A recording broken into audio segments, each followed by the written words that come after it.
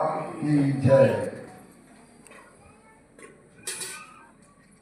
నేను అమ్మ భక్తుడిగా 1978 నుంచి అమ్మ దగ్గరికి రావడం జరిగింది.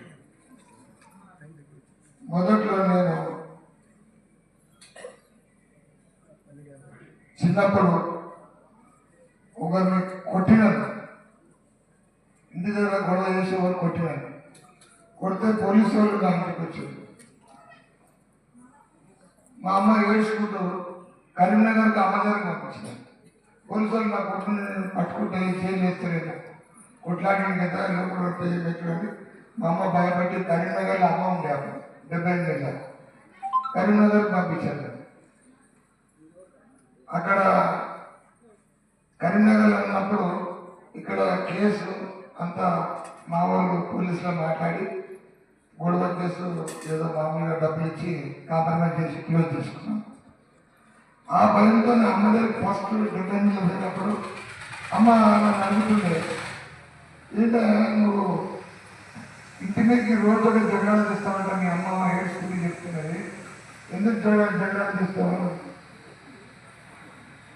అంటే, ఎందుకు కొట్టలెక్కలు చేస్తావు, అన్ని రోజు జగడాలు తీస్తావంట, చంద్రమా తినమంట, నువ్వు చదువుకోవంట, మరి ఎట్లా నువ్వు అవ్వాలంటారు. నాకు తెలియదు అమ్మ దగ్గర మొదటిసారి అమ్మతోనే అబద్ధాలు. నా కాలి అవుతుందమ్మా, నాకు అట్లవుతుందమ్మా, ఇట్లా అవుతుందమ్మా, నా అమ్మతోనే అబద్ధాలు ఆడుతుంది.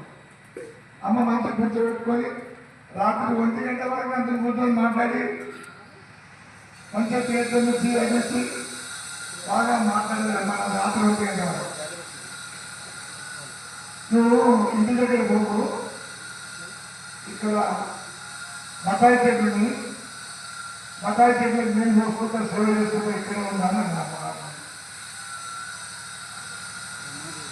అట్లా అమ్మగారి దగ్గరికి చాలా సాన్నిధ్యంగా బాగా దగ్గరగా అమ్మకు చాలా నాకు ప్రేమ చేసేవాడు, చాలా ప్రేమ చేసేవాడు. నువ్వు ఇక్కడ నా దగ్గరే ఉండాలనుకుంటే నువ్వు పోవద్దు, నువ్వు ఇంటికనే ఉంటున్నాను.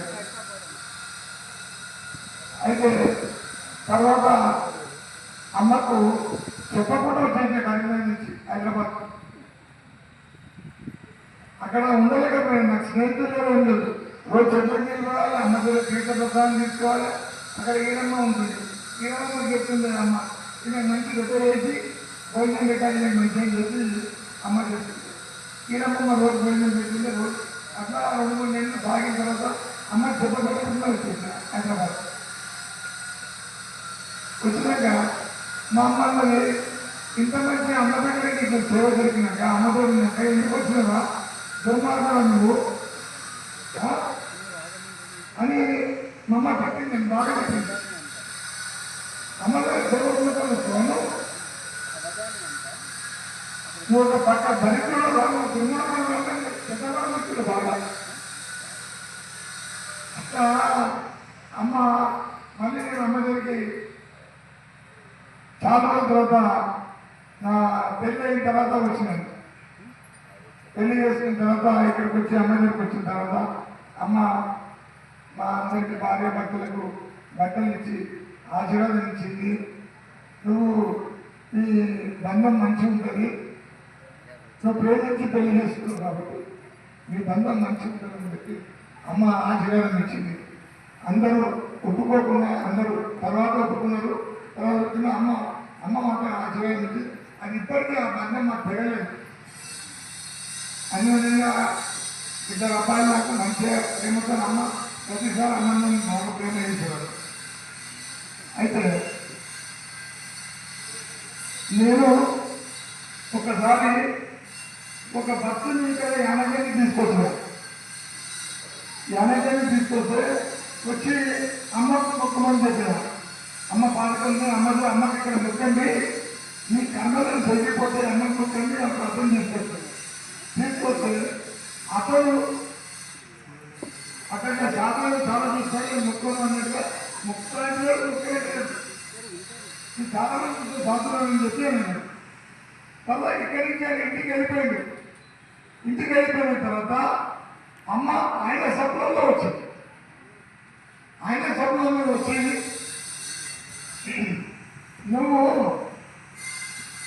నేను ఎవరో తెలుసుకుంటావు అని అడిగి నేను అన్న ఆతను నేను ఎవరో తెలుసుకుంటావు అంటే అన్న నిజంగా నేను కలలా నిజంగా అమ్మతో వచ్చినట చూస్తాంటే చూడలేదంటే నా నిజంగా చూసుకోవాలని అడిగింది అమ్మ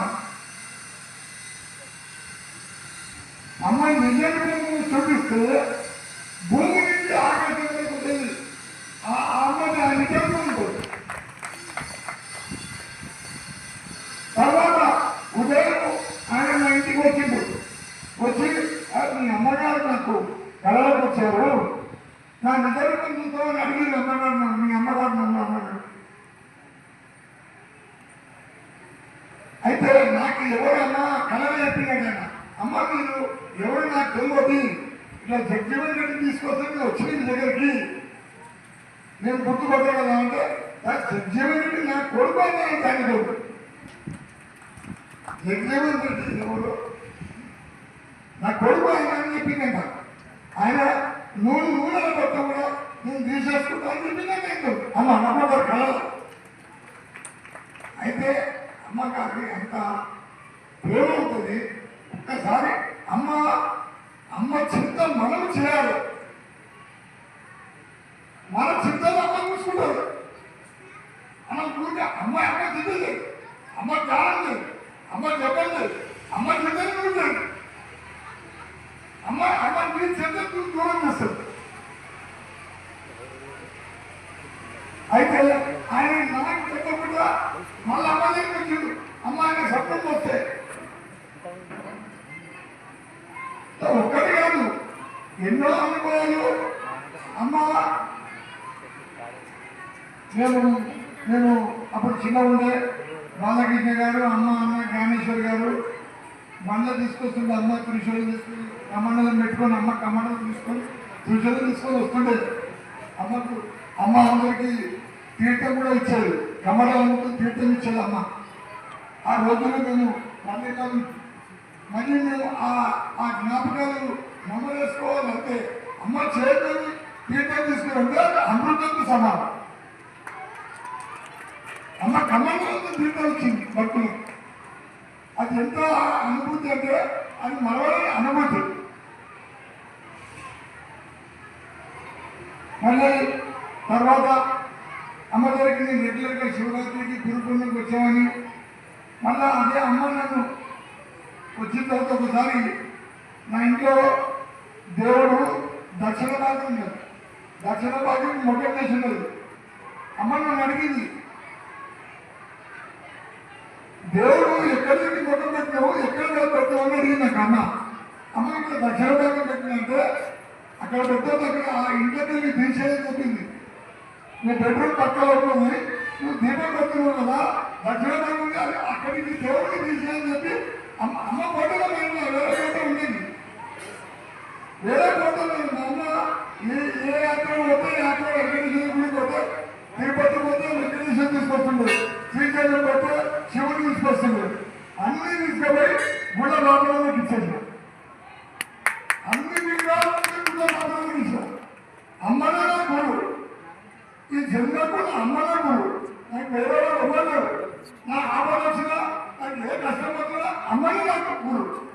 నాకు వేరే కోటలు ఇంట్లో వేరే కోటలు ఉంటే అవసరం లేదు అని చెప్పేసిన.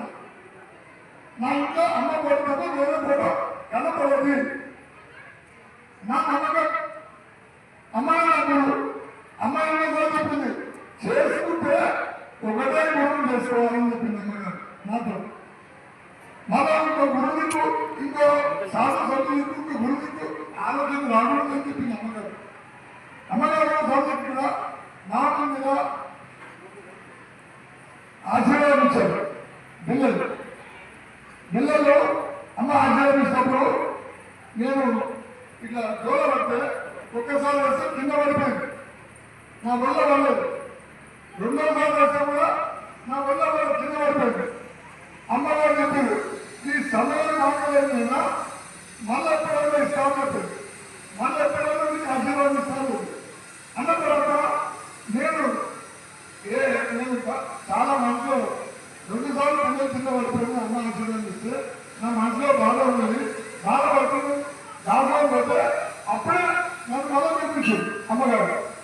పంపించి మళ్ళీ ఆశీర్వాదం ఇచ్చింది, ఎప్పుడు ఆశీర్వదించింది అమ్మగారు. అమ్మగారు అందుకుంటూ నాకు మా కుటుంబానికి ఈయన చెప్పలే కదా, ఎన్నో కష్టాలు. నువ్వు ఏ వ్యాపారం సభ్యులు అర్థం కాదు. ఇలా బలమైన వ్యాపారం పోతే అదే వ్యాపారం లేదు, వేరే వ్యాపారంలో కష్ట వ్యాపారం చేసి అందులో నువ్వు పనిచేసుకోవాలని చెప్పగలను. అంటే ప్రతి విషయాలు నేనైతే మనసులో అనుకుంటానో మా మీద వేరే వాళ్ళు అమ్మ మాట్లాడుతుంది కదా, ఆ మాటలు జవాబు దొరికిపోతుంది. నాకు జవాబు దొరికిపోతుంది. అమ్మ వేరే వాళ్ళు మాట్లాడతారు, ఆ విషయం నాకు కూడా కనెక్షన్ ఉంటుంది అన్నమాట. ఆ మీనింగ్ నాకు కూడా వర్తిస్తుంది. అలాంటి అమ్మని మనము ఇలా వార్షికోత్సవం అమ్మ వార్షికోత్సవం చేస్తుంది కదా. ఈ వార్షికోత్సవాలు ముందు చాలా వైభవంగా ఘనంగా జరుగుతుందని ఆలోచిస్తున్నాను నా మనసులో. ఆ భావన ఈ మన మధ్య కొంతమంది భక్తులు ఇంకా కొంతమంది వస్తున్నారు, ఇట్లా కాకుండా లక్షల మంది రావాలి. అమ్మ వార్షికోత్సవం కోట్ల మంది రావాలి. అది మన కళ.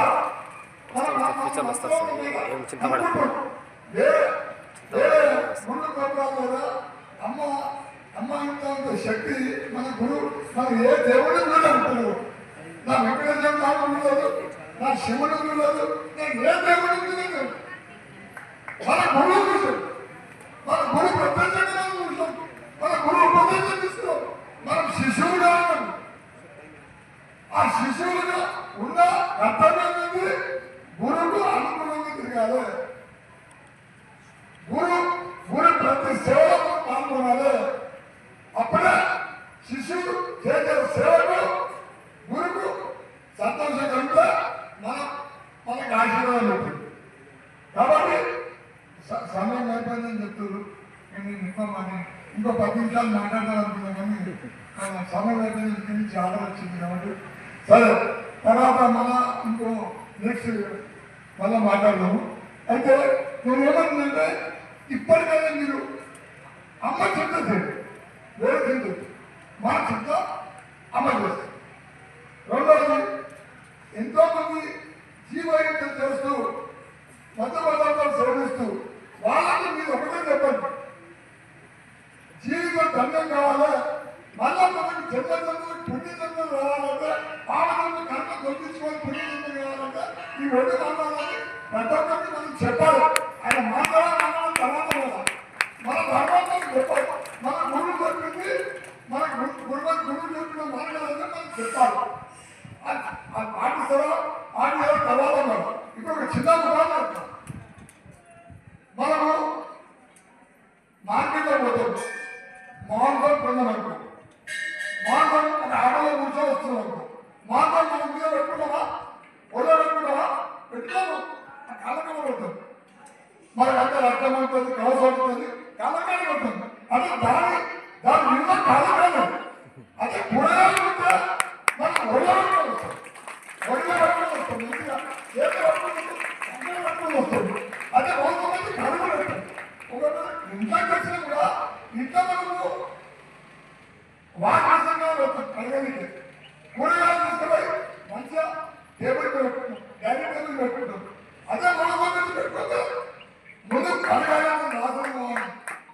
ఆ వాసన కొనికినే గెల మసాలా, ఆ మసాలా మసాలా వేసి ఆ కౌసు వాసన కొనికినే మన వెజిటేరియన్ మసాలా వాడతాం. కాబట్టి మనము దాని జోలికి పోయిన వాళ్ళు కూడా మనం కలుపుకోవాలి. అమ్మ భక్తులుగా ధ్యానం చేయాలి. ఒక్క భక్తుని ఒక క్రైస్తవుడు అంటే ఒక్క క్రైస్తవుడు మాత్రమే చిన్న ధన్యం ఉంటుంది. మనం ఒక భక్తుగా అమ్మ భక్తులు చేస్తే మన జన్మకు ధన్యం ఉంటుంది. అది మనం చేయాలి. అది మనకి చేయాలి. గురువు చెప్పింది కాదు, గురువు చెప్పిన మాట గురువు లక్షల మంది చెప్పారు. మనం కూడా 1,00,000 మంది కాకుండా మన చుట్టుపక్కల వాళ్ళకి చెప్పుకోండి. అమ్మాయి చెప్పిన మాట చెప్పండి. ఆ చెప్పే మనకు కూడా గురికి సంతోషం పెట్టండి. నా శిష్యుడు 10 మందికి మారుస్తాడు. నేను కూడా ఎంతో మందికి అమ్మ 80 లక్షల మంది భక్తులు చెప్పి తిరగదు. మనం ఎందుకు చెప్పొద్దు? అమ్మ చెప్పిన మనం చెప్పాలా కదా? అమ్మ చెప్పిన మనం అందరికి చెప్పాలి. అప్పుడే మన కొడుకు మన మీద సంతోషం కలుగుతుంది. లేకపోతే లాభం లేదు. ఈ చెత్త ఈ ఆత్మ విధంగా శరీరం మంచిగా చెత్త శరీరం మంచిరాదు. 3 మందులు చదవాలన్నా నాకు చెప్పాలంటే ఈ శరీరం ఈ ఆత్మ ఉన్నప్పుడే చెప్పాలి. 10 మంది అమ్మ చెప్పిన వాడు అమ్మకు సంతోషం కలిగింది. అమ్మ సంతోషం కలిగే పని మీరు చేయండి. 10 మందిని ఇప్పుడు మనం వస్తే మనంతా 10 మంది తీసుకురాము. అమ్మ అమ్మ దగ్గర లక్షల మంది 1,00,000 మంది జనం వచ్చేటప్పుడు రాబోయే రోజుల్లో అమ్మ గుంట సరిపోదు. 10 కిలోమీటర్ల వరకు జనాలు ఉంటారు. ఆ సమయం రాబోతుంది. అప్పటి వరకు మనం చూడాలి. మనం నాటకంలో అమ్మవారికి జన్మ ధరించి మళ్ళీ ఉత్తమమైన జన్మ మన అధమ స్థితిని అట్లీస్ట్ మనం మధ్య స్థితిగా నమ్మేది. అధమ స్థితి నుంచి మధ్య స్థితికి రావాలి. ఆ మధ్య స్థితికి వచ్చేలా మనం ప్రయత్నం చేద్దాం. అప్పుడే అమ్మ మళ్ళా మనకు మధ్య స్థితికి రానికే మనకి అమ్మ మళ్ళీ మంచి జన్మ ఇస్తుంది. మళ్ళా గుడి దగ్గరికి వచ్చే అవకాశం ఉంటుంది. టైం అయిపోయిందంటే అమ్మ ఉంది తర్వాత మాట్లాడతా. ఇంకా చాలా చెప్పాలి. అరగంటైనా అమ్మ మాటలు చెప్తే అరగంటైనా సరిపోదు అమ్మ మాటలు. ఎందుకంటే అమ్మ మాటలు ఎక్కువ చెప్పుకుంటే ఆనందం కలిగదు. ఇంతకంటే పెద్ద ఆనందం